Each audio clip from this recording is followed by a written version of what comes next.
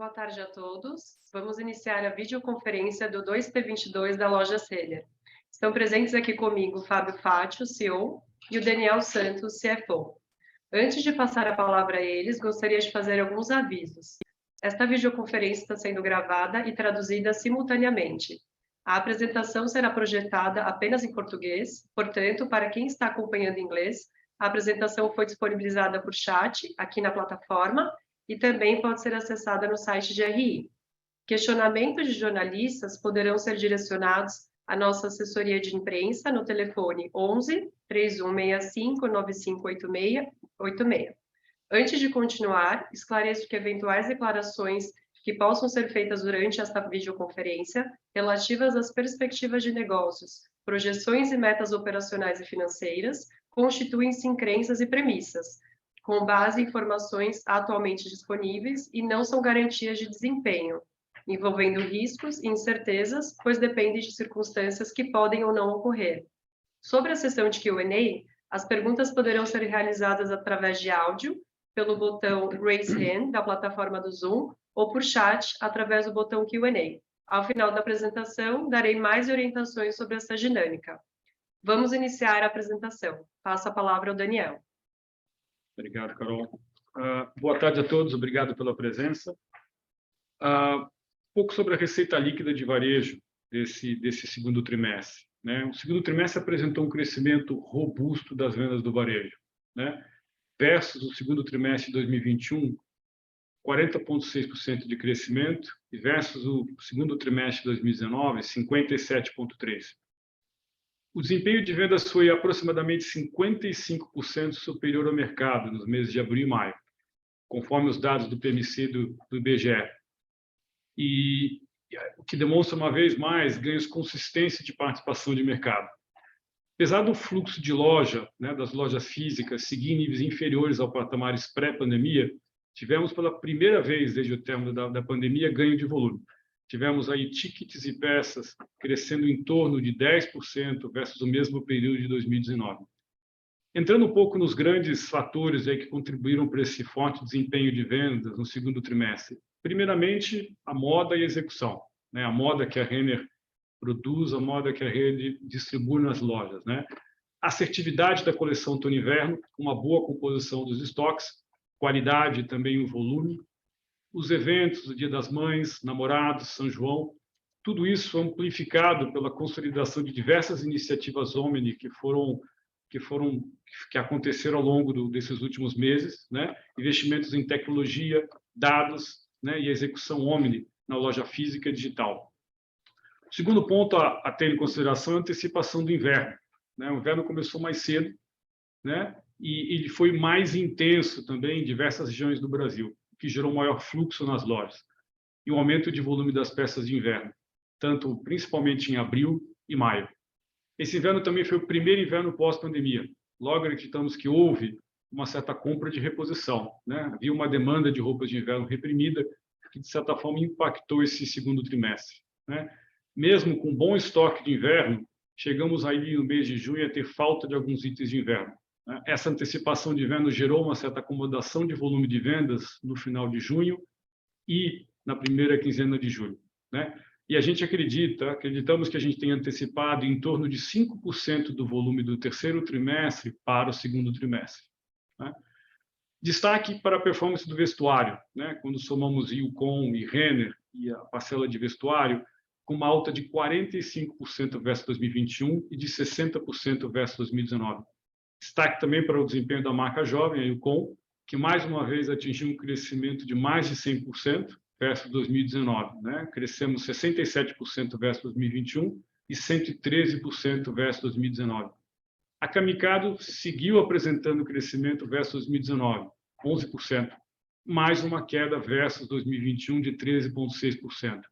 Essa queda é fruto de uma forte base de comparação do segundo trimestre de 2021, né? Um efeito reverso ao que a gente viu de vestuário e acessórios, né? Com relação ao impacto da pandemia, e também efeito da transição de estoque que hoje está sendo realizado, né? A Camicado também foi impactada por todas as dificuldades de abastecimento, dada a proporção de itens importados. Essa renovação de estoque que está em andamento acreditamos que de uma forma gradual, vai possibilitar uma recuperação das vendas ao longo dos próximos meses, especialmente no quarto trimestre. Com relação ao nosso business digital, né? Crescimento relevante do GMV do trimestre, uma alta de 27,3% versus 2021 e 387% versus 2019. A penetração foi de 13% no segundo trimestre, então a representatividade do canal digital no total das vendas ele caiu, foi uma redução versus os trimestres anteriores, e é basicamente resultado da volta dos clientes para as lojas físicas, né? O fruto do fim das restrições, a gente observou uma aceleração das vendas em loja, né? Agora, mesmo com essa aceleração das vendas em loja, a gente segue tendo um bom crescimento no nossa loja digital. A estratégia Omni se mostrou uma vez mais eficaz com os clientes, né? Que puderam escolher qual canal é mais conveniente na sua jornada de compras, né? Dentro do mundo digital, a gente segue encantando o cliente na jornada digital. Conseguimos melhorando o nível de serviço, que é o tempo de entrega, e conseguimos até mesmo trabalhar e melhorar a experiência do cliente no site, no app. O Fábio vai trazer alguns exemplos nos próximos slides, onde a gente vai comentar um pouco o que foi feito de diferente para melhorar a experiência do cliente no site, no app. Destaque para a performance do marketplace, né? O que a gente chama do 3P, que foi nomeado agora Alameda Renner, né? Que segue complementando o sortimento digital, seja no sentido de categorias ou até mesmo de faixas de preço, favorecendo a venda cruzada e fortalecendo o ecossistema Renner. Essa plataforma conta atualmente com 330 sellers na Camicado, 310 sellers da Renner, e combinado já representam 7,5% do GMV digital. Todos os novos canais de venda digitais somados, né, incluindo o Marketplace, Favoritos Renner, B2B e o WhatsApp, já representam hoje 25% do GMV digital, né? A Renner se manteve uma vez mais líder absoluta no Monthly Active Users, MAU, entre os players de moda nacional, e pelo segundo trimestre consecutivo, a Renner foi a marca que mais cresceu no Instagram, em relação às suas principais concorrências. Há 18 meses consecutivos, a Renner segue como top of mind no varejo de moda no mundo online. E ser top of mind de moda no digital é um reconhecimento de todos os investimentos que a Renner tem feito na construção do ecossistema Omni, né? Ser referência de moda na loja física, algo que a Renner já faz um bom tempo, e agora, continuamente, ser referência de moda no mundo digital. Margem bruta. A margem bruta do segundo trimestre ela foi 1,1% superior ao segundo trimestre de 2021 e 0,3% abaixo da margem de 2019, muito próximo à margem pré-pandemia, né? A performance da margem bruta continua a refletir ganhos de eficiência, principalmente na redução das remarcações, que atingiram o menor nível nos últimos 10 anos, que, combinado com o repasse dos efeitos da inflação e do câmbio, né, favorecer a recuperação da margem bruta do varejo. a antecipação e intensidade do inverno também ajudaram a margem do T2. Conseguimos vender a coleção do inverno praticamente a preço cheio. Quanto ao nível de remarcações, além da boa aceitação das coleções, vale destacar todo o avanço, né, dos investimentos de tecnologia, de ferramentas de dados e analytics que foram feitos ao longo desses últimos anos, seja no processo de abastecimento de produtos em loja, seja no motor de remarcação, além da integração dos estoques entre as plataformas física e digital, on e off, que combinados ajudam a ter uma melhor assertividade na distribuição dos estoques e também na precificação dos produtos. O desafio de manter a margem em nível saudável continua no segundo semestre, dado o ambiente econômico, né? Mas temos confiança que a assertividade da coleção, menores níveis de remarcação, vai nos permitir ainda manter essa equação de margem bruta bem próxima dos níveis de 2019. Com relação às nossas despesas operacionais, o SG&A, né? E apenas relembrando, né, que esse quadro aqui ele mostra o SG&A pós-IFRS. Significa que a gente exclui as despesas fixas de aluguel, né? O que a gente observa nesse trimestre é uma forte diluição do SG&A como percentual da receita líquida, em razão principalmente dessa alavancagem operacional, quer dizer, esse maior volume de vendas, também por ganhos de eficiência da operação Omni, né, e a maior participação da loja física, que mais do que compensar os efeitos inflacionários acumulados ao longo desde 2019 e também os investimentos em nosso ecossistema. Seguimos trabalhando em melhorar essa equação, seja pelos ganhos de eficiência no digital e nas lojas físicas, ou também pela retomada de volume. O segundo semestre vai operar e vai seguir em patamares mais elevados do que o segundo trimestre, mas em proporções menores do que o do ano passado, né?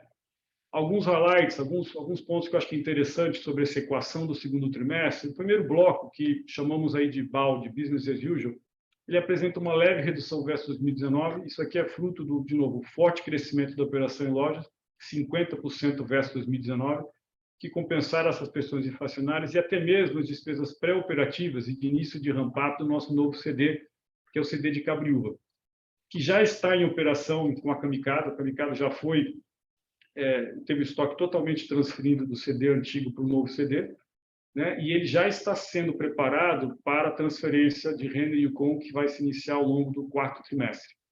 O segundo bloco, que representa a nossa operação digital, o efeito da operação digital, ele apresenta um ligeiro aumento, né? Ele é resultado, logicamente, do ganho de escala de todo o ecossistema e também a menor participação do digital no total do GMV, né? E também conta ainda com contínuo ganho de eficiência nos custos variáveis do canal digital, seja na parte de logística, seja na parte do marketing de performance, né? Terceiro bloco refere essas despesas adicionais relacionadas a todas as iniciativas de construção e ganho de eficiência de nosso ecossistema. Os times de TI, dados, estratégia, novos negócios, tribo de conteúdo, tribo Omni, tribo Marketplace, todo o time que está trabalhando na construção desse ecossistema, né? Apesar dessa grande queda que a gente vê como percentual versus 2019 é basicamente pelo efeito de escala de negócio, os investimentos se mantêm nos mesmos níveis de T1, né? E vão continuar a suportar a nossa estratégia de trabalhar e manter esse ecossistema ainda mais forte. Com relação à Realize, né? Primeiramente, seguimos com um forte crescimento da carteira, né? Isso é resultado da expansão da base de clientes e também a migração dos clientes do cartão Private Label para o cartão Co-Branded, né? O cartão Co-Branded com uma maior principalidade, né? Que mantém todos os benefícios do cartão Private Label e a praticidade do uso em todos os momentos de compra dos clientes. Isso permitiu que, logicamente, a carteira crescesse. Além disso, a nossa base de clientes também cresceu, 10% versus 2019, 20% versus 2021. Temos também a expansão de clientes, que é resultado da expansão de Realize dentro do ecossistema Renner, seja na Camicado, seja na Yukon, né? Essa estratégia de migração do Private Label para o Co-Branded, né, permitiu com que a Realize também aumentasse a diversificação da receita. Hoje, a receita de serviço representa 25% versus 16% em 2019. Seguimos aí explorando novas oportunidades de receita de serviço que vão ser adicionadas ao longo dos próximos meses e trimestres, né? Com relação aos níveis de inadimplência, né? A redução dos resultados que a gente observou aí nesse período de 2T, né, se deveu principalmente às maiores perdas líquidas no período, impactadas principalmente pelo crescimento do índice de inadimplência, em razão do cenário macro mais desafiador, né? Importante mencionar que essa comparação com 2021 ela fica prejudicada, dado que várias provisões foram feitas no período de 2020 e elas foram revertidas ao longo de 2021. O indicador de perdas líquidas se deteriorou em razão, basicamente, de um nível maior de atrasos da carteira, principalmente aquilo que é, né, a carteira over 90, que atingiu 15,6% da carteira e gera um maior nível de provisionamento. Diversas ações, né, foram tomadas ao longo do início, a princípio do segundo trimestre, para tentar melhorar o perfil de risco dessa carteira, seja em originação, manutenção de limites e até mesmo cobrança, né? E essas ações já sinalizam resultados na qualidade das novas safras. Quando a gente vê aí a curva de vencidos de 1 a 60 dias, a gente vê que é uma curva que está mais comportada, que já mostra uma recuperação, né, que já demonstra que essas atividades, que todas essas ações deram um bom resultado, né? Comentando um pouco mais sobre essas ações, em originação, a gente fez um balanceamento, maiores restrições de concessão de crédito do maior risco. Em manutenção de limites, a gente revisou os limites de crédito da base ativa, bloqueamos cartões inativos. Em cobrança, aumentamos a equipe de cobrança, temos aí campanhas de renegociação com condições diferenciadas para permitir que o devedor volte a renegociar a dívida e volte a ficar adimplente. E a gente teve antecipação também da regra de cobrança. A gente está acionando os devedores mais cedo do que a gente normalmente faria, né? Toda a soma do resultado do varejo, mais o resultado de serviços financeiros, de produtos financeiros, o EBITDA total da operação do segundo trimestre foi 47% superior ao segundo trimestre de 2021 e 29% versus o segundo trimestre de 2019. Basicamente pela melhora do segmento de varejo, né? O EBITDA específico do varejo cresceu 62% versus 21 e 53% versus 19, que mais do que compensou o menor EBITDA de produtos financeiros. O lucro líquido seguiu a tendência do EBITDA, apresentando um aumento de 87% versus 2021 e 56% versus 2019. Fechamos o primeiro semestre com um crescimento robusto, 49% de crescimento de receita líquida versus 21, 47% versus 19. E um ganho de volume versus o período pré-pandemia. A soma do primeiro trimestre com o segundo trimestre ainda apresenta um ganho de volume de 5%. O EBITDA total pré-IFRS 16 em linha com 2019. É uma performance ligeiramente acima das nossas expectativas no primeiro semestre, principalmente devido ao forte volume de vendas que a gente teve no T2 2022. Avançamos agora ao segundo semestre, né? E eu gostaria de fazer alguns comentários com relação às expectativas que a gente tem para o segundo semestre. Vendas, né? O cenário econômico ele é mais desafiador, acho que nós não temos nenhuma dúvida quanto a isso, né? O impacto da inflação na capacidade de compra dos consumidores, né? E o fato de que esse novo semestre não vai ter o efeito de compras por demanda reprimida, né? A base de comparação de 2021 já é uma base mais normalizada, os consumidores já estavam voltando a circular, a entrar nas lojas, né? Mas a gente segue confiante quanto à nossa capacidade de oferecer coleções atrativas, diferenciadas e com uma boa equação de valor ao consumidor, né? Nossa expectativa é um crescimento do segundo semestre versus 2019 mais alinhado ao crescimento que a gente observou no T1 de 2022. Com relação ao EBITDA total, a gente reitera a expectativa de alcançar um EBITDA total pré-IFRS em linha com 2019. Um balanço diferente versus 2019, a gente tem a expectativa de um resultado do varejo superior a 2019, que vai compensar o resultado de produtos financeiros, que deverá vir um pouco abaixo do período de 2019. Uma outra observação importante, que a gente já havia comentado sobre isso na última call de resultados, que a gente traria alguma novidade, é com relação à estrutura de capital.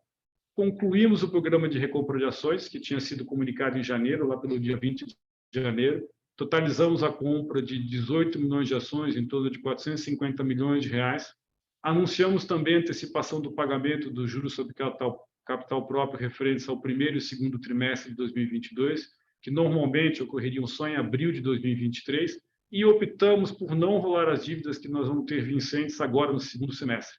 Todas essas ações permitirão uma melhora na estrutura de capital, né, uma melhora no nosso ROIC, ainda mantendo uma posição de caixa líquido confortável, né, que nos dará flexibilidade e segurança para navegar esse ambiente de incerteza econômica do segundo semestre, bem como seguir com todos os nossos investimentos estratégicos, abertura de lojas e investimentos no nosso ecossistema.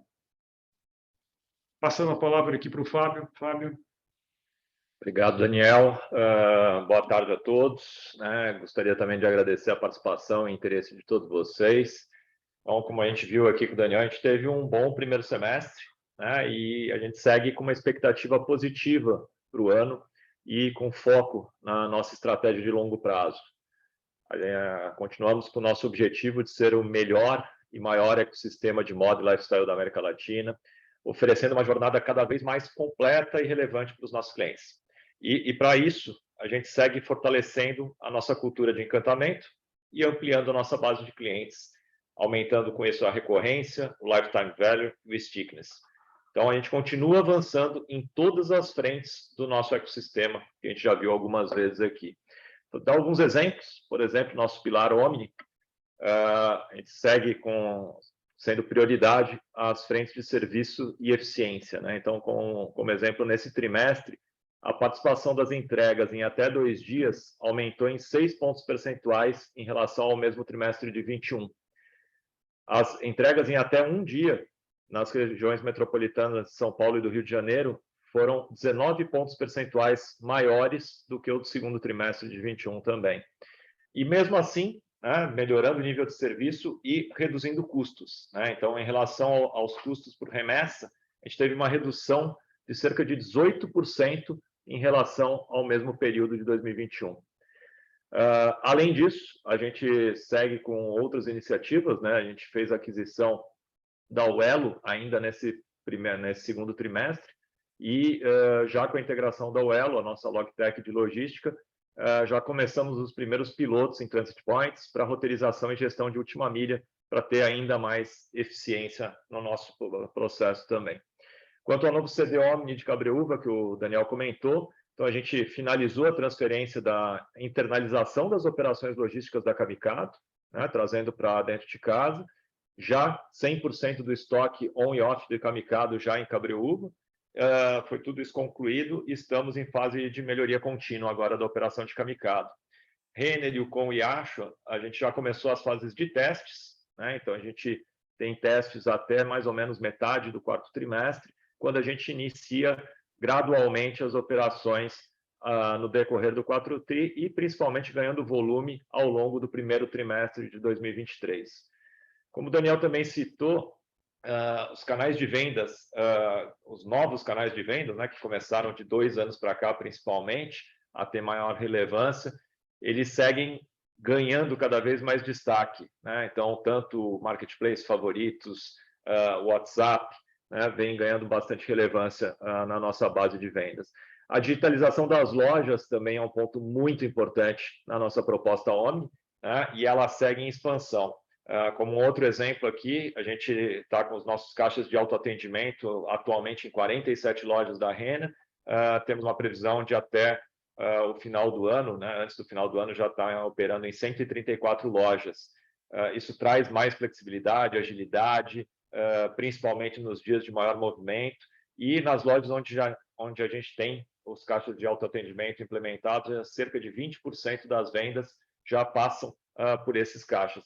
Sem mencionar, fora o caixa de autoatendimento, a gente tem outras modalidades de pagamento, como o que a gente chama de venda móvel, que é através do device dos nossos colaboradores atender o cliente em qualquer ponto da loja para fazer suas compras, e também o Pague Digital, que é através do aplicativo da Renner, no smartphone do próprio cliente, pagar suas compras, o que, além de trazer mais conveniência, agilidade, fortalece ainda mais a ampliação da base de clientes Omni através da força das lojas físicas. Então, aí a gente segue avançando com o nosso plano de expansão também das lojas físicas. Inauguramos 16 lojas nesse segundo trimestre, 7 da Renner, 8 da Yukon, uma da Ashra, sendo que 12 delas em praças novas, né? E para o ano, a previsão é a gente abrir cerca de 40 lojas, sendo que até o final do primeiro semestre a gente já inaugurou 18. Pensando em outras frentes aqui de investimento no nosso ecossistema, a gente segue evoluindo também com a nossa base de clientes ativos. Tivemos uma alta de 19% em relação ao segundo trimestre de 21 e também com maior retenção, né, 4 pontos percentuais superior ao ano anterior. O número de clientes compradores de 3 ou mais marcas do nosso ecossistema cresceu 37,5% nos últimos 12 meses. Esses clientes são muito importantes para nós porque eles têm um gasto que chega a ser 6,9 vezes maior do que os clientes compradores de uma única marca do ecossistema. Os clientes da Renner e do Yukon foram os que mais apresentaram crescimento nesse tipo de consumo, nesse hábito de consumo. A frente de conteúdo também, outra parte importante, focou na unificação dos conteúdos em todas as interações digitais com o cliente, gerando maior engajamento e tornando as nossas marcas referência de moda e lifestyle. Ao todo, produzimos e divulgamos 26 campanhas e coleções cápsulas, com destaque para as datas de eventos. E realizamos aí no período também 12 lives, 8 no Instagram, 4 nos canais digitais da Renner, todas com recordes de audiência. A estratégia de geração de conteúdo com creators das redes digitais também segue bastante consolidada e dentro do nosso mix de micro a macro influenciadores, já contamos com mais de 600 nomes no período aí. Em relação às redes sociais proprietárias da Renner, as postagens com os influenciadores e a produção de conteúdo também alavancaram os nossos resultados, aumentando o nosso tráfego do site, do app, em 42% versus o segundo TRI de 2021. Além disso, pelo segundo trimestre consecutivo, a Renner foi a marca que mais cresceu no Instagram em relação aos seus principais concorrentes, fora o que o Daniel mencionou, né, de ser top of mind na moda digital.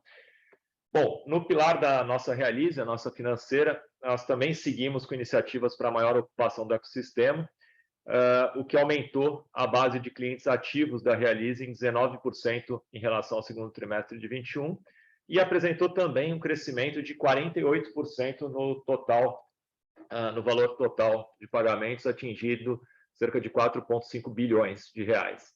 Hoje, 91% da base de clientes ativos interage digitalmente com a Realize.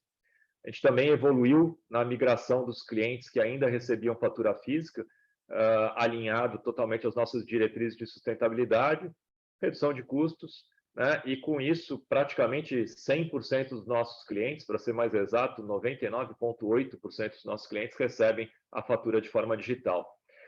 Na frente de priorização da oferta do meu cartão, houve também um aumento de 8% no volume de emissões em relação a 2021. Atualmente, 58% da nossa base ativa é formada já por clientes do meu cartão. A conta digital também teve expansão, a gente começou pilotando em uma loja, passamos para 3 lojas, para 10 lojas, atualmente já estamos com piloto em 25 lojas em São Paulo, na região de São Paulo, e a previsão de rollout para 100% das lojas é até o final do ano. E vamos ter também, ainda no terceiro trimestre, uma nova plataforma digital, soluções financeiras ainda mais robusta, ampliando o lançamento e o rollout aí da nossa conta digital, dentre outros produtos. Seguimos também com a construção do nosso ecossistema duradouro e sustentável, né? Nesse trimestre, a Renner e a Yukon lançaram as primeiras calças jeans rastreadas com blockchain, permitindo que o cliente possa acompanhar via QR Codes sobre todo o ciclo produtivo das peças, desde o cultivo do algodão até a fabricação das roupas. As metas de redução das emissões de CO2 também foram aprovadas pelo SBTi, a instituição responsável por divulgar e promover o conceito que fundamenta as metas baseadas na ciência, e continuaremos buscando a redução das emissões de gases de efeito estufa com os nossos novos compromissos públicos para o novo ciclo que vai até 2030 também. Em abril, agora, divulgamos o nosso relatório anual de 2021, que apresentou os resultados e iniciativas da nossa companhia no último ano, e em julho vamos divulgar ao mercado o informe sobre o Código Brasileiro, divulgamos, né, o informe sobre o Código Brasileiro de Governança Corporativa de 2022, com 98,1% de adesão ao Código Brasileiro de Governança. Bom, de forma resumida também, acho que a gente já realizou muita coisa até aqui, mas tem muito mais por vir, né? Partimos do zero, ou praticamente do zero em algumas frentes, demos um salto muito importante em 2021 e também agora no primeiro semestre de 2021, mas ainda temos um caminho longo aí para construir até o desejado em um período aí de daqui a 2 ou 3 anos. Como exemplo, né, nosso sortimento digital já aumentou em 4,5 vezes, né, e a gente vai continuar ampliando e acelerando a ampliação do nosso sortimento digital. Em CRM, a nossa base de clientes já subiu 19% e devemos mais do que dobrar o ponto de partida. O nível de serviço online, né, as entregas em até 2 dias estão em torno de 45% das entregas e vão chegar a níveis entre 70% e 80%. No Omni, a nossa base de clientes vem aumentando. Ela começou em 1%, depois passou a 6%. Hoje estamos com cerca de 19% dos nossos clientes transitando em ambos os canais. E com certeza a gente vai seguir crescendo, né, a nossa base de clientes Omni. E quanto aos custos para atrair esses clientes, o CAC sobre a receita vem caindo e deve continuar caindo ainda mais ao longo dos próximos ciclos. Na Realize, a receita de serviços também já ganhou mais relevância, como o Daniel já mencionou, e vai continuar aumentando também de forma contínua. Bom, nós continuamos comprometidos, né, com o nosso propósito para nos consolidarmos como ecossistema líder do segmento na América Latina. Estamos convictos quanto ao nosso futuro e aos investimentos que fizemos e continuamos fazendo para fortalecer o nosso ecossistema e seguimos atuando nas prioridades que temos aí para o ano. Então, é continuar investindo na evolução da nossa proposta Omni, na melhoria da orquestração da cadeia, com ganhos de agilidade, flexibilidade, no time to market dos nossos produtos, com melhoria de qualidade e coleções cada vez mais assertivas, investindo também nas nossas plataformas logística e na plataforma tecnológica, e também na Realize, ampliando o portfólio de produtos e serviços. Tudo isso com muito foco, buscando maior geração de valor, com ganhos de produtividade e eficiência nas nossas operações. A cada trimestre fica mais evidente que a gente está no caminho, né, para a gente ver novos recordes de encantamento. Tivemos, por exemplo, mais uma vez, o melhor nível de encantamento da história, né, o melhor nível de muitos satisfeitos em um segundo trimestre da nossa história, o que nos sinaliza que estamos na direção correta para oferecer uma proposta de valor cada vez mais encantadora aos nossos clientes. E acreditamos também que marcas com significado e proposta de valor clara geram diferenciais competitivos e criam condições para ganhos de mercado, principalmente em momentos como esse, né? Os cenários mais desafiadores e momentos de consolidação como os que a gente vive atualmente. Nos períodos macroeconômicos mais difíceis, os consumidores sempre buscam as marcas nas quais mais eles confiam. Então, estamos bastante seguros quanto ao nosso futuro, como ecossistema, potencializando ainda mais o encantamento dos nossos clientes e a geração de valor aos nossos acionistas. Bom, passo aqui a palavra para a Carol, para a gente passar para a parte de perguntas e respostas. Obrigada, Fábio. Vamos iniciar nossa sessão de Q&A. Lembrando que para fazer perguntas, vocês podem levantar a mão através do botão no Zoom ou podem encaminhá-las por escrito no botão Q&A. Recomendamos também que as perguntas sejam realizadas todas de uma única vez. Vamos iniciar pela fila de perguntas por áudio. A primeira pergunta vem do Thiago Macruz, do Itaú BBA. Oi, pessoal, boa tarde. Eu tenho 2 perguntas. Vocês mencionam que no segundo semestre a gente deve ter um crescimento mais parecido com o do Q1. Mas também tem uma série de projetos que maturam nesse segundo semestre do ano, principalmente na parte do digital. Será que é possível que a gente veja uma trajetória de diluição de SG&A parecida com a desse trimestre, mesmo com o top line um pouco mais frágil na segunda metade do ano? Essa é a primeira pergunta. Segunda pergunta é com relação à carteira de crédito. A gente viu o provisionamento subindo muito sequencialmente nos últimos 3 tris, ainda assim uma compressão de índice de cobertura importante que trouxe os patamares para abaixo de 100%. É razoável imaginar que esse índice de cobertura volte para acima de 100% ainda em 2022, significando talvez um período de um pouco mais, ainda mais provisionamento na segunda metade do ano? São minhas duas perguntas. Obrigado, pessoal. Bom, obrigado pela pergunta, Macruz. Bom, com certeza, sim, para frente, né, as vendas do segundo semestre são sempre expectativas, difícil a gente afirmar, mas a gente imagina, né, um cenário mais semelhante, talvez, ao do primeiro trimestre, né, na comparação com 19, né, porque a comparação com 21 ela distorce bastante em alguns períodos, porque a gente está tirando da conta aí o efeito positivo que a gente teve no segundo TRI, né, de uma demanda reprimida, né, naquele retorno da mobilidade social aos eventos e das temperaturas mais frias bem no início, né, do trimestre, ali abril e maio, a gente teve temperaturas frias que ajudaram bastante. Então, se a gente tira parte disso da conta, provavelmente a gente pode ter um desempenho mais parecido com o que foi o primeiro TRI em relação a 19, do ponto de vista de vendas.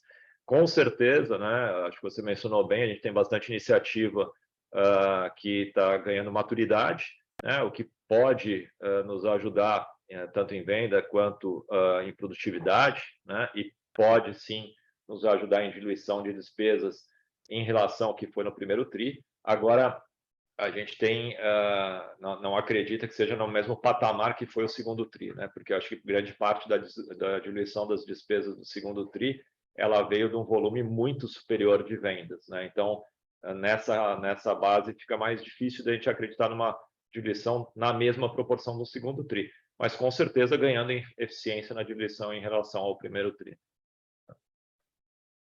A segunda da... Macruz, falando um pouco do tema da carteira, né? Índice de cobertura e um pouco, né, as previsões que a gente fez até agora e evolução para o próximo semestre, né? Primeiro, quando a gente falar de índice de cobertura, a gente segue a metodologia do RFS, né, e FRS 9 com relação à forma como a gente calcula as provisões, né? Então, esse critério não mudou e é o mesmo já fazem vários anos, né? O que acontece é quando a gente começa a ter um nível de inadimplência maior, principalmente quando a gente começa a ter uma inadimplência maior no over 90, a gente gera uma maior provisão, né? A cobertura da carteira, ela caminha de mãos dadas com essa lógica do IFRS 9, né? Então, quando a gente vê a cobertura, a gente vê que versus a carteira total, na verdade, a gente teve até um aumento de cobertura. Quando a gente vê versus, por exemplo, o over 90, ele tem uma queda, mas é normal, faz parte da metodologia, não tem aqui nenhuma mudança com relação à metodologia e critério que a gente aplica, né? Logicamente que quando uma carteira nova entra, a carteira nova fica maior e você tem a representatividade do over 90 menor, a tendência é o nível de cobertura aumentar, né? Com relação ao futuro, o que a gente está projetando é uma melhora com relação à qualidade da carteira ao longo do terceiro e quarto trimestre, mais no quarto trimestre do que no terceiro trimestre, tá? Então, a gente vai ver ainda um ligeiro aumento do over 90, né? E uma recuperação depois disso ao longo do quarto trimestre. Pessoal, super claro. Muito obrigado pelas respostas. Obrigado, Macruz. Obrigado, Macruz. Nossa próxima pergunta vem de Dani Aig, da XP. Por favor, Dani. Obrigada. Boa tarde, pessoal. Obrigada por pegar minha pergunta. Eu tenho duas. A primeira é, na verdade, um pouco um follow-up na questão do Macruz em relação à dinâmica de vendas para o segundo semestre, né? Essa desaceleração, vocês comentam, obviamente, do cenário econômico mais desafiador, mas queria entender se vocês já estão sentindo isso, vendo, entendo que teve essa questão da antecipação um pouquinho desse inverno mais forte, né, em maio, mas se vocês já estão sentindo isso e se também isso pode estar vinculado a essa mudança um pouco na postura de concessão de crédito na própria Realize, né? Então, entender um pouquinho isso e também conectar com como vocês pensam em um eventual impacto da questão da PEC das bondades, né? Se isso pode, de repente, trazer um certo fôlego aí para esse segundo semestre, mesmo nesse macro um pouco mais desafiador, que até tem se mostrado um pouco até melhor do que acho que muitos esperavam, né? E aí a minha segunda pergunta em relação à rentabilidade, aí um pouquinho mais na linha de margem bruta. Vocês comentam de ficar próximo aos níveis de 2019. Queria entender o que vocês veem como uma margem bruta talvez mais normalizada. Assim, o 2019 é o que a gente deve buscar, e também essa mesma pergunta para a EBITDA, né? Se vocês acham que aqueles patamares históricos que vocês tinham de margem EBITDA, a gente pode continuar pensando que ela seja atingida ali em torno de 2024. Essas são as minhas perguntas. Obrigada.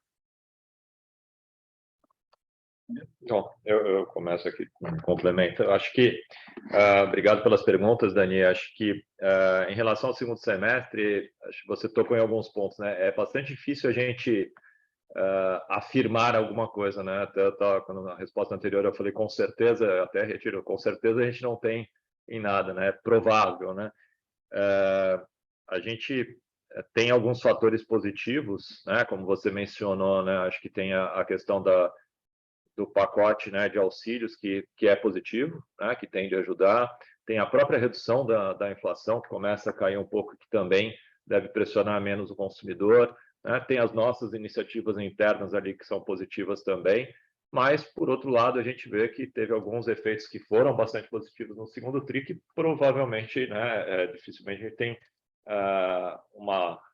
um evento como a gente teve, por exemplo, a volta da mobilidade num patamar tão grande, a demanda reprimida como teve, e a gente não tem um impacto como a gente teve tão positivo ali no inverno. Então, por isso que, fazendo as projeções, né, no líquido de tudo isso, a gente entende esse cenário como mais provável para frente, né? Mas realmente é difícil de afirmar. Acho que o que a gente tem visto, né, no julho, ali, como o Daniel mencionou, né, que parte, né, do que a gente poderia ter vendido um pouco mais ali final de julho, final de junho, começo de julho, foram vendas que a gente fez provavelmente em abril e maio, né? Então a gente tem um estoque de inverno que é o momento mais arriscado para a gente, boa parte é importado, e como a gente fez uma venda muito superior às nossas expectativas no início ali de abril e maio, acabou que a gente foi positivo isso, né, com uma venda com uma margem bruta melhor, mas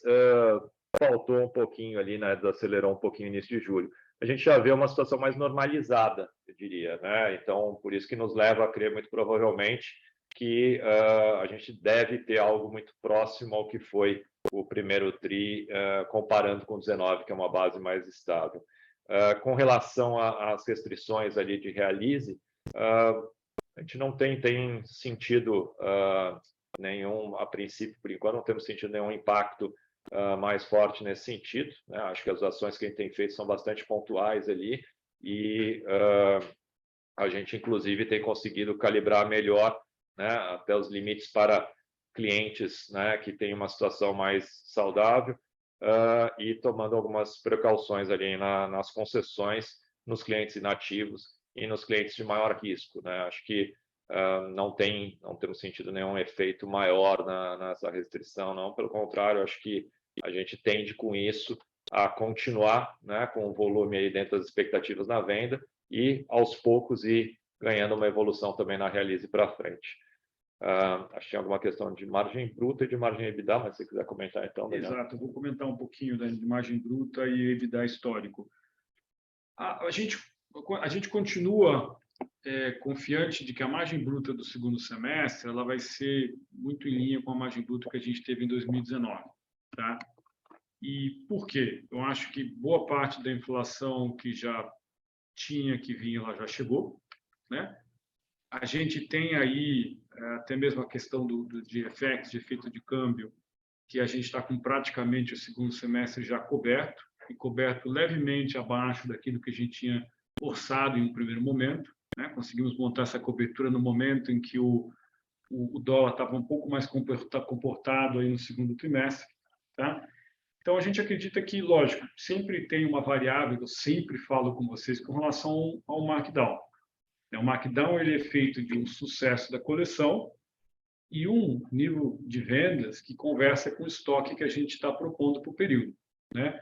A gente continuando a ter sucesso nas coleções, a gente continuando a ter uma boa aceitação dos produtos, a tendência é que a gente tenha menos markdown, né? E essa equação funcionando bem, produto correto, executado corretamente no ponto de venda, seja no ponto físico, seja no ponto digital, essa equação de margem bruta tende a ficar muito próximo ao nível de 2019. A gente ainda usa o nível de 2019 como referência, porque depois de 3 anos de uma inflação tão robusta, a gente acredita que é uma boa referência. Não significa que a gente vai amarrar a referência na margem bruta de 2019, não vamos pensar em ter uma outra referência. Mas no momento onde a gente teve a inflação e tudo que aconteceu ao longo desses 3 anos, é uma boa referência com relação, né, à qualidade de margem que a gente tem mantido. Com relação ao EBITDA histórico, de novo, a gente reitera um pouco do que o Fábio comentou também com relação ao comportamento do segundo trimestre, com essa equação de volume, ela logicamente trouxe uma velocidade de recuperação do EBITDA que foi pontual aqui no segundo trimestre, né? Lógico que nós vamos continuar uma recuperação gradativa do nível de EBITDA, né, do percentual da margem de EBITDA ao longo desse período, mas o segundo trimestre teve o efeito de escala, que tem o efeito volume, o efeito até mesmo inverno, querendo ou não, as roupas de inverno elas têm um ticket médio maior, então você tem mais volume, mais roupas de inverno, ticket médio maior, tudo isso ajuda e gera uma escala no segundo trimestre, que é um ponto um ponto fora da curva com relação ao comportamento de todos os outros trimestres do ano, tá? Agora, o que a gente reitera, e algo que eu já tenho conversado com vocês quando a gente tem as nossas conversas, é que a gente acredita que nós vamos continuar recuperando a margem de EBITDA daqui ao longo dos próximos 2 anos e vamos chegar próximos àquela margem de EBITDA histórica, que, na verdade, quando a gente fala histórica, na verdade, é aquela margem excelente que a gente teve em 2019, não é tão histórica, né? É um pouco aquela margem que a gente atingiu, que foi muito boa, que foi celebrada naquele momento, que foi a margem EBITDA que a gente atingiu em 2019. Todos esses investimentos que a gente está fazendo vão permitir com que a gente cresça acima do mercado. Crescer acima do mercado significa conseguir escala. Além disso, vários investimentos que a gente tem feito no sentido de eficiência do nosso canal digital. Nosso canal digital, cada vez mais, poder ter um custo de operação muito próximo à loja física, né?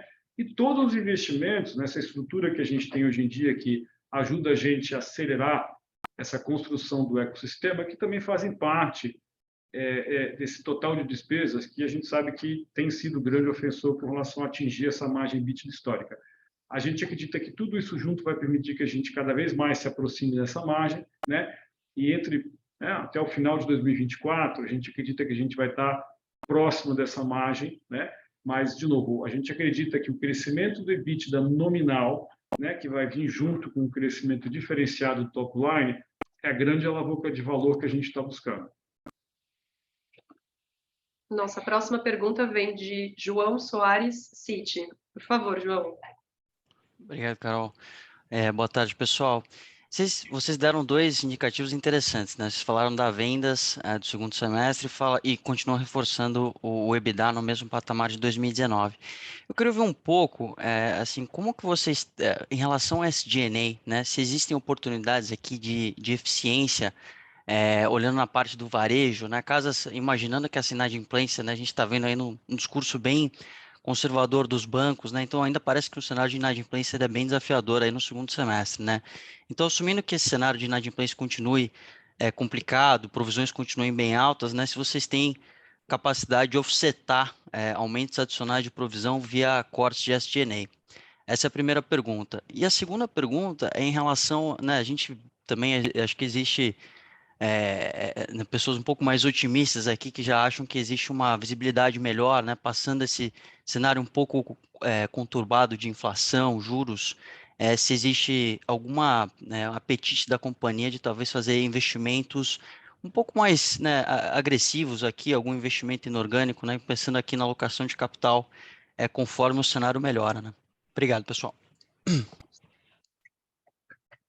Bom, obrigado pela pergunta, João. Eu começo aqui, acho que o Daniel me complementa também, mas acho que, como o Daniel mencionou, né, acho que na parte da inadimplência, né, a gente fez algumas ações para mitigar, né, a perda, né, e conseguir navegar bem. Isso, com certeza, traz um resultado para a Realize em si um pouco menor do que a gente tinha de expectativa, mas, por outro lado, a gente tem performado um pouco acima da expectativa no varejo, né? Então, como o Daniel falou, a gente tem uma projeção aí nas nossas expectativas de atingir o mesmo EBITDA que a gente tinha se programado, né? Compensando parte dessa perda ali da Realize, né? Compensando, na verdade, a perda da Realize com um desempenho melhor em varejo, né? Então, se é no SG&A de varejo ou do total que se refere, sim, né? A gente imagina que no consolidado, no todo, sim, a gente consiga fazer essa compensação,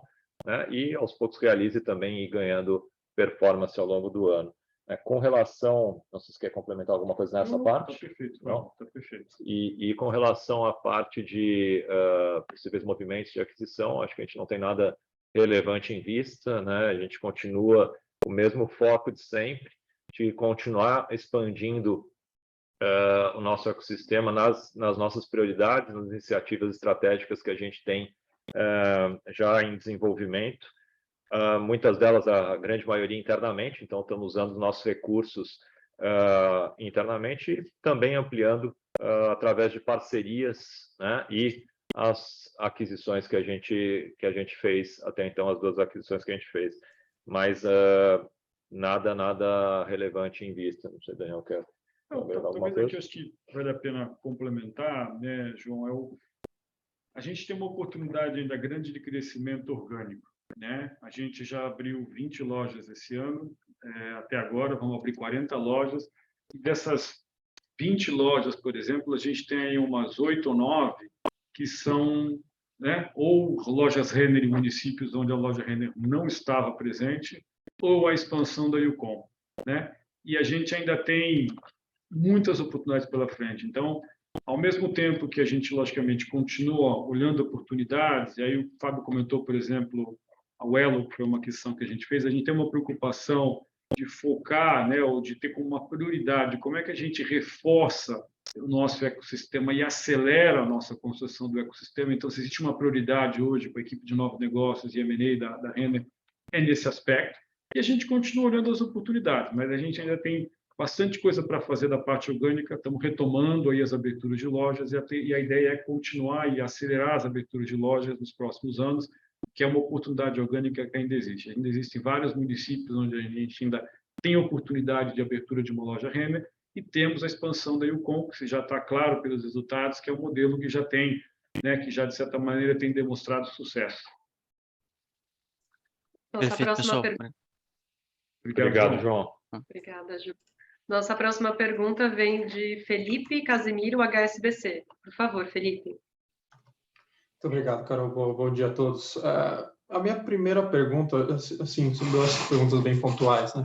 Sobre o custo logístico, né? Interessante ver essa queda, mesmo sobre esse ambiente bem desafiador de inflação, né? Essa queda de 18%, com melhora de serviço, melhora do tempo de entrega. Então, se puder passar um pouco mais de cor sobre os principais fatores e iniciativas que levaram a essa queda, já tem algo de Uelo ajudando a maior eficiência ou não?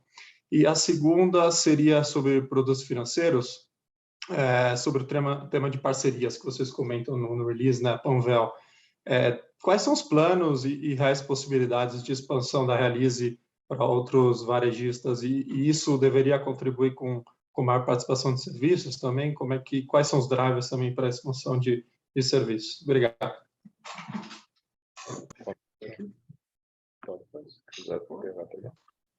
Comentando um pouco de custo logístico, né?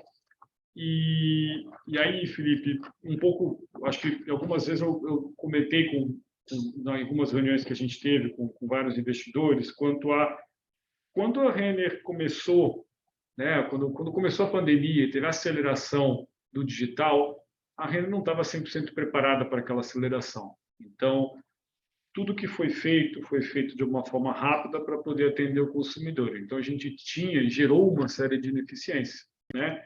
Desde coisas simples, como numa determinada rota específica, a gente tinha um só operador, e que era o único que tinha disponível, a gente começou porque a gente tinha que atender uma demanda, as lojas estavam fechadas, né? Até mesmo a questão de gestão de estoque. Então, daquele momento, quando a gente começou em 2021 até agora, teve uma série de ações que foram tomadas no sentido de otimizar essa cadeia logística, trazendo novos players. Foram feitos biddings em algumas rotas, onde tinha um, começou a ter 2, 3, começou a se trabalhar melhor a roteirização, o posicionamento dos estoques. Então, uma série de coisas foram feitas otimizando essa estrutura logística, né? A Uello ainda não tem nenhuma contribuição aqui nesse ganho de performance. A Uello, junto com aqui a gente já comentou, tem grandes alavancas para melhora de logística dentro do mundo digital. Uma delas é quando o nosso CD estiver pronto e 100% operante, que vai ser no início do próximo ano, a gente vai ter, além da Camicado, a Renner, o Com e a Ashua, todas dentro do próprio CD, que a gente já tem um ganho logístico e um ganho que é mais substancial para o digital. A gente até falou de 3 pontos percentuais de ganho de margem, né? Porque a gente traz o digital para dentro do CD e a gente tem um ganho de escala. E depois, até mesmo a estratégia de transit point, quando a gente começa a ter os produtos digitais, do digital e do físico, utilizando o mesmo caminhão. Isso significa, né, ganhando um pouco de escala conjunta, né, que vai permitir novos ganhos aí no ano de 2020 de 2023. Tá? Então, isso aí é um pouco a história do custo logístico. Né? Com relação a produtos financeiros... Eu diria que a gente começou uma primeira parceria, né, Felipe, com a Panvel ali. Acho que tem alguns varejistas sempre nos procuram para que a gente possa ser a financeira deles, né? Assim como a gente tem a Realize, a nossa a financeira aqui de todas as nossas empresas de varejo. Alguns varejistas sempre nos questionam por que não operar para eles, né? Porque a gente conhece varejo, né? Opera cartão numa varejista desde 1973, né? A Realize tem 5 anos, mas a nossa operação de crédito direto ao consumidor tem 49 anos, né? Então a gente tem um bom conhecimento do tema, mas a gente nunca operou para fora, né? A gente sempre operou na Renner, basicamente. Mais recentemente, olhando mais o nosso ecossistema, Camicado e o Com, que já vem também ganhando uma relevância maior, produtos mais recentemente também para os nossos fornecedores, para os sellers, né? Acho que a gente vem ampliando dentro do nosso ecossistema e como existem alguns players ali que nos perguntam e questionam, a gente também nos fez o questionamento que realmente tendo esse conhecimento de varejo, em alguns tipos de varejo, né, que fazem sentido e que são adjacentes ao nosso, mas que podem ter uma boa sinergia, tanto a gente para o próprio varejista, né, trazendo conhecimento e sendo a financeira deles, quanto para a própria Realize também, né, trazendo uma escala e uma ampliação de clientes maior, ter uma relação benéfica para ambos, né? Para a Panvel, no caso, e para a gente. Né? Então, é uma primeira parceria que a gente faz. A gente está aprendendo, é a primeira vez que a gente faz isso. A intenção é que seja crescente, que seja positivo para a Panvel, que a gente consiga operar bem, né, para a Panvel, gerando valor para os clientes e acionistas da Panvel e também gerando mais valor para a Realize. A intenção, né, é que isso possa ser mais uma alavanca de crescimento, né, mas de uma forma gradual, né, e com bastante foco no que a gente conhece. Mas é o nosso primeiro movimento, a gente ainda precisa, né, tá começando agora, é bastante recente, para depois a gente aprender a avaliar e poder ir crescendo com calma nisso. Certo, muito obrigado. Nossa próxima pergunta vem do Vinícius Strano, do UBS. Olá, boa tarde a todos. Obrigado por pegar minha pergunta. Vocês poderiam comentar um pouco sobre como tem sido a performance das suas aberturas aqui mais recentes e que tipo de retorno marginal a gente pode esperar aqui para frente? E também, só se vocês puderem dar um pouco de detalhes sobre essas novas cidades, como que é a competição aqui, e se eu puder pegar um pouco uma atualização do que vocês veem de potencial de abertura de lojas da bandeira Renner aqui, tanto em loja de rua como em shoppings também. Obrigado. Bom, obrigado pela pergunta. Eu acho que, primeiro, né, o desempenho das lojas novas tem sido excelente, tem sido muito bom. Né? Então, até por isso o Daniel também falou da gente ter um bom foco de investimento nisso. A gente, durante a pandemia, ali nos primeiros momentos, a gente até teve uma redução da abertura de lojas para se concentrar né, nas iniciativas digitais e a gente tem tido uma boa performance, tem alavancado, né? Então já abrimos 18 no primeiro semestre, até agora 20, abrimos uma hoje, né? No município do interior aqui do Rio Grande do Sul também, e uma ontem de Camicado também em Santa Catarina. Então, a grande maioria das lojas tem sido em novas cidades, novas praças, né? O que é bastante positivo também. Mesmo lojas em regiões de grandes cidades não atendidas, são bastante positivas, e lojas em novas cidades também bastante positivas. Acho que a concorrência nessas cidades tem sido menor, né? Como a gente tem dito, cada nova cidade, nova localidade aí que a gente abre tem aumentado, em média, 20 pontos percentuais ou mais a venda do online para aquelas praças, né? Então, tem sido bastante positivo e tem nos proporcionado, né, também alguns movimentos pontuais, como não só abrir, né, mas uma melhoria de portfólio, né? Lógico que a gente, no líquido, abre muito mais lojas, mas recentemente, por exemplo, a gente fez um fechamento de uma loja de rua na Avenida Ibirapuera, em São Paulo, e ampliamos a nossa loja do Shopping Ibirapuera, né? Então, não é uma loja a mais, na verdade é uma loja a menos, mas na verdade vai gerar mais valor a um custo menor, né? A gente consegue ter uma absorção em algumas questões também. Então, a gente está olhando bastante a questão das lojas físicas, que tem um bom potencial aí de tanto ganho de eficiência quanto de ampliação das lojas, né? Com relação ao número para os próximos anos, a gente, para esse ano, né, a gente está falando em torno de 40 lojas, somando todas as marcas, né, Renner, Yukon, Camicado e Acho, e muito provavelmente para os próximos anos, a gente ainda tem que afinar alguns números aqui, mas a gente deveria poder ter um número maior, né, um número crescente ali. Então, tem projetos de shopping de rua, principalmente cidades menores, acaba sendo um número maior de projetos de rua, e tem um timing um pouquinho mais longo, né? Por isso que a gente está tentando acelerar esse número aí, mas a intenção é que ele seja maior do que ele foi aí, do que vai ser nesse ano. Nossa próxima pergunta vem de Rubem Couto, Santander. Por favor, Rubem. Boa tarde, pessoal. Uma dúvida rápida, né? Quando vocês comentam sobre essa performance no segundo semestre mais parecida com a do primeiro TRI, excluindo aquele impacto do Ômicron, certo? Queria confirmar isso. E a segunda é ainda nesse ponto de expansão sobre as lojas de rua que vocês têm aberto. O Fábio, o que vocês estão esperando para acontecer aquela decisão de agora vai ter muito mais loja de rua do que loja de shopping? Existe um timing para quando a gente poderia começar a esperar esse aumento de participação de novas lojas vindo de rua? E também pegando essas aberturas de rua do ano passado, que acho que foram 5, mas tem um ano mais ou menos em que foram abertas, queria entender se de fato foram em regiões bem menores, com um modelo bem diferente que vocês já têm descrito, e quais foram as impressões iniciais até aqui, se tem coisa funcionando, coisa não funcionando, enfim, alguns ajustes que vocês aprenderam até então. Obrigado. Vou comentar da primeira.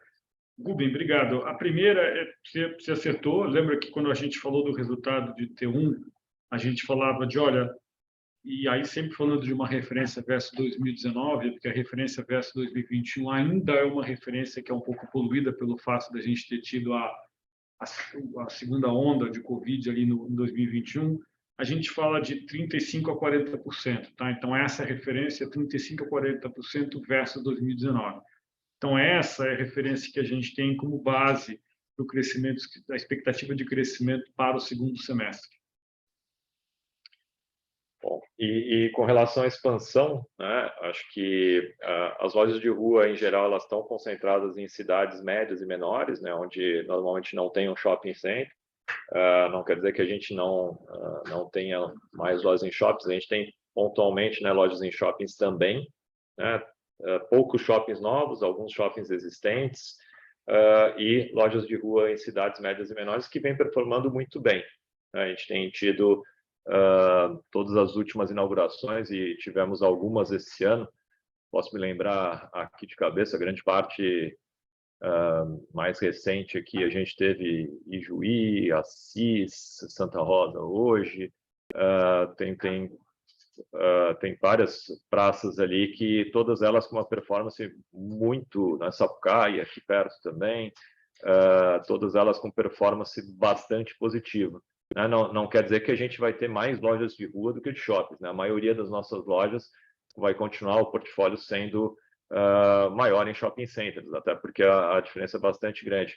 Mas a tendência, né, atual para 23, por exemplo, a gente ter talvez 60% das lojas inaugurando em rua e 40% em shopping para as inaugurações de 23, por exemplo. Né? Mas isso faz pouca diferença no parque total. Né? Sim. Perfeito, obrigado, pessoal. Nossa próxima pergunta vem de Joseph Giordano, JP Morgan. Por favor, Joseph. Olá, boa tarde a todos. Obrigado por pegar minha pergunta. Eu queria explorar um pouquinho ainda essa parte de crescimento. Então, o Fábio Cury mencionar aí 60% loja de rua. Eu queria explorar aqui também como é que vocês estão vendo a iniciativa da Guide Shop, que é um negócio relativamente recente e pode dar uma baita capilaridade até na estratégia Omni. O segundo ponto aqui, a gente fala muito de Renner, né? As marcas acabam ficando em segundo plano, mas aí o conta indo super bem. Mas minha pergunta vai um pouco na Camicado, como é que vocês estão vendo a evolução e a normalização da demanda aqui, né? Até quando a gente olha a penetração de e-commerce já está em 25%, então até entender se faz sentido a gente continuar ou até acelerar um pouquinho mais essa expansão para acelerar o e-commerce da companhia. E por último, na frente de custos, vocês têm falado que a margem bruta no segundo semestre deve rodar já em níveis muito próximos de 2019. Eu queria entender se quando você fala disso, a gente tem algum upside vindo dessa queda recente do algodão, né? Então, se a gente olha, tem uma queda recente de algodão, talvez não dê para impactar ainda essas coleções que estão agora no segundo semestre, mas se isso já pode ser um vento mais a favor para o primeiro semestre do ano que vem. Obrigado. Obrigado, Joseph. Bom, com relação à Guide, né, que você perguntou do modelo, ainda é bem recente para a gente. A gente abriu uma loja no ano passado numa cidade bem menor, né, para fazer um teste em cidades muito menores, e abrimos recentemente agora uma no Vila Lobos, em São Paulo, né, que também é pouco tempo de operação, mas já foi bem importante para a gente. Né? A gente testou o modelo na primeira, em Garibaldi ali, e depois fizemos, né, não abrimos nenhuma, porque a gente quis fazer alguns ajustes, e a gente ajustou bastante coisa na operação, para ter uma operação mais fluida ali, que eu acho que a gente já fez isso para a loja do Vila Lobos, né, já foi um ganho, e agora a gente está refinando, né, algumas teses que a gente tem aqui, hipóteses, para poder discutir o modelo. Então, ainda na nossa expansão, quando a gente fala de expansão, de número de lojas, a gente não contempla esse novo modelo ainda da Guide Shop. A gente está afinando o modelo e testando. Né? Se a gente chegar à conclusão que é um modelo que sim permite mais penetração e capilaridade, que é a nossa hipótese, isso é adicional ao nosso modelo de expansão. Tá? Mas, por enquanto, ainda não temos nenhuma nova informação. Ainda a gente está testando ali a hipótese. Com relação a Camicado, acho que como o Daniel mencionou ali na abertura dele, a gente tem um cenário diferente de momento ali em relação à moda, ao têxtil, né? A gente sofreu menos da pandemia ali e teve do que foi a moda, e agora a moda se recuperou bastante. As pessoas saíram, né, das suas casas, estão consumindo, né, principalmente agora no segundo tri, consumiram bastante mais os artigos de moda e acabaram consumindo um pouco menos de casa. A gente sentiu isso para o setor. E a gente, internamente, eu acho que tem também alguns ajustes, né, da gente poder trazer um pouco mais de novidade para os nosso sortimento de produtos, que acho que é um dever de casa nosso que vai estar melhor apresentado aí ao longo, principalmente do quarto tri, final do terceiro tri, começo do quarto tri. Em relação à expansão de Camicado, né, acho que senti isso na tua pergunta ali, o setor é um setor que tem uma penetração digital maior, né, então diria que Camicado a gente tem um investimento maior em produto, em sortimento, em digitalização do que em expansão. né? Acho que a Camicado, talvez a gente tenha até mais oportunidades em otimização aí do portfólio de lojas. Renner e Ucom, acho que a gente tem mais oportunidade até de expansão, não que o Camicado não tem, mas acho que a oportunidade é maior ali em expansão física de Renner e Ucom e Acho, né? Com relação à margem bruta, né, acho que sim, tem uma pressão agora menor, né, no custo de algumas matérias-primas, como, por exemplo, o algodão, né, o próprio custo, né, de petróleo também, que vem caindo mais recentemente, mas é cedo para afirmar qualquer coisa e está bem volátil também, né? Então, como o Daniel mencionou, a gente faz hedge das compras, né, dos importados, a gente tem uma negociação já mais estável no nacional também, então por isso que a gente projeta, né, uma expectativa aí de uma margem semelhante a 19.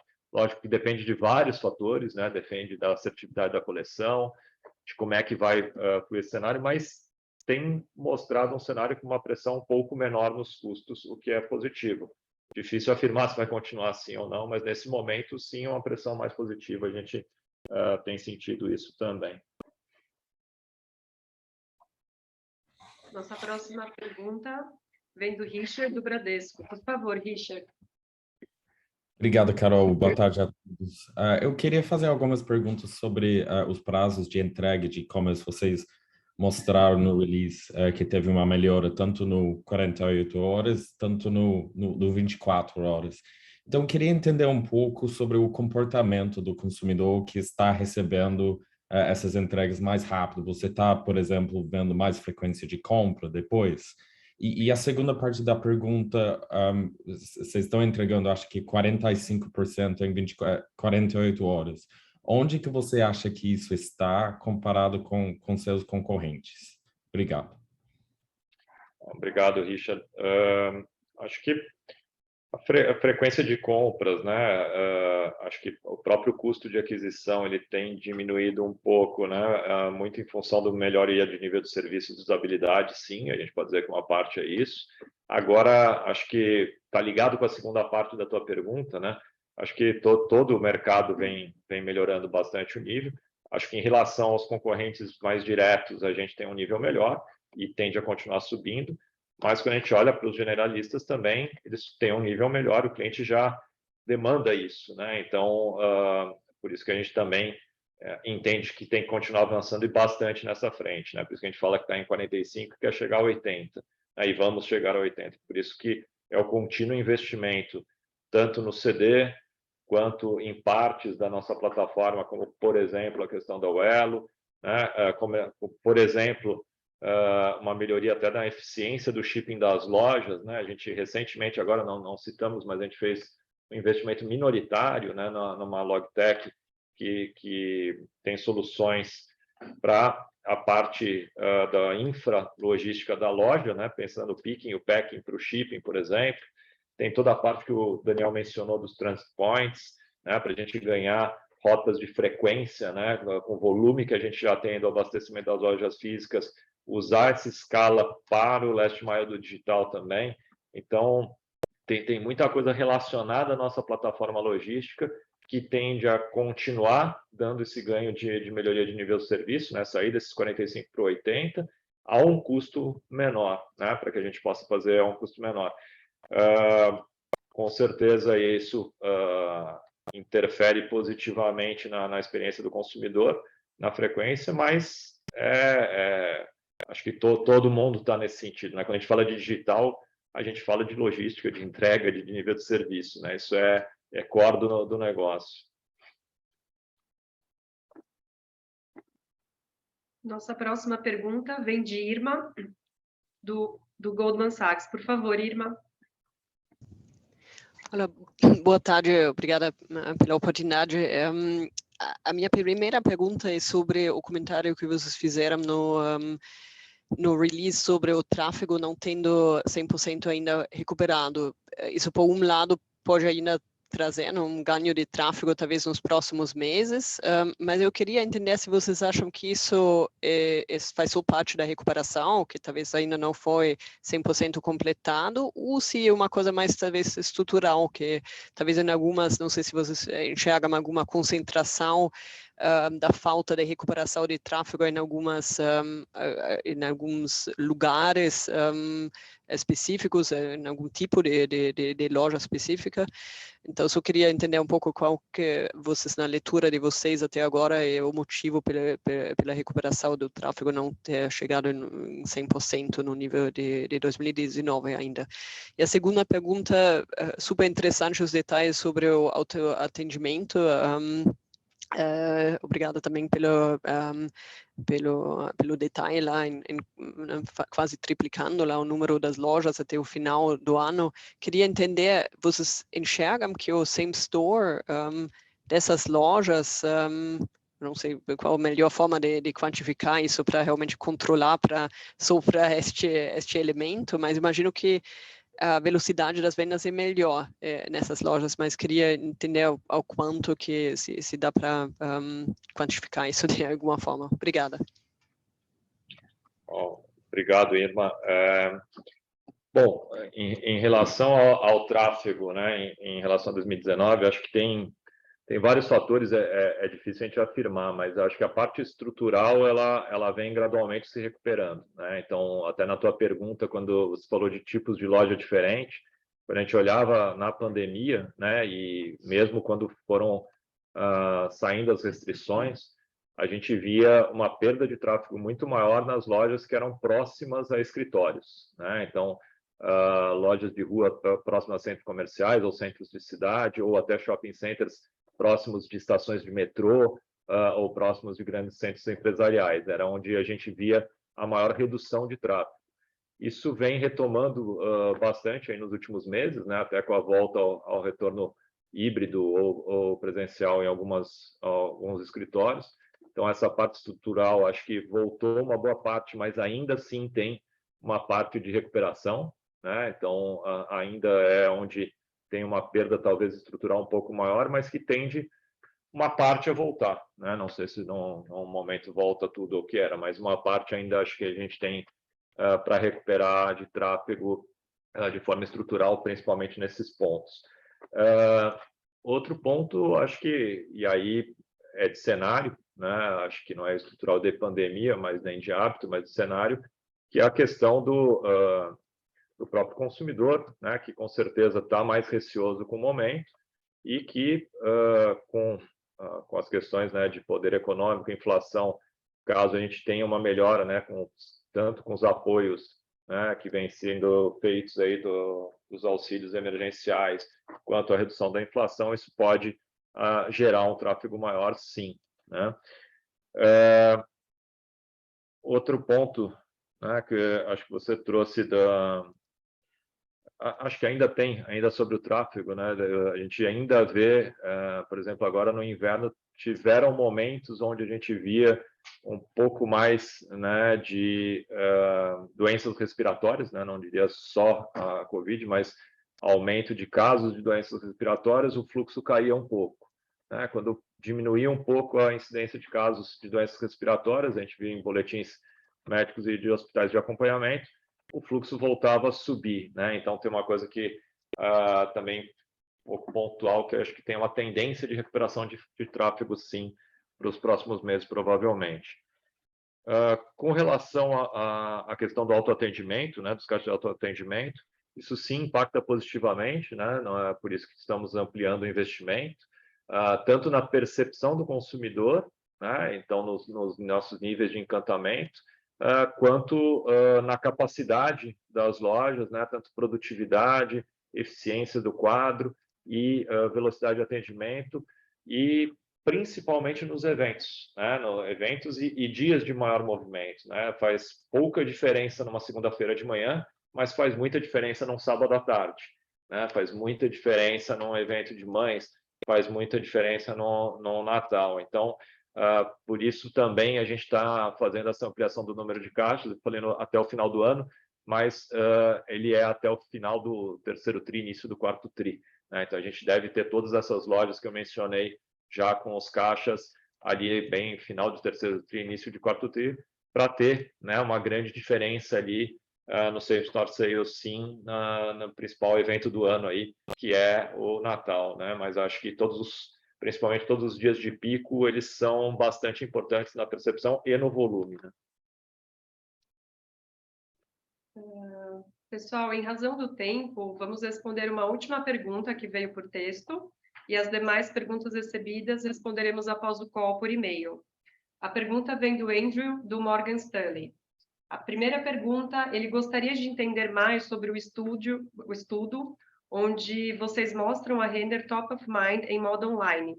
Vocês podem falar sobre as iniciativas recentes para melhorar a conscientização online e quão longe vocês estão nesta jornada?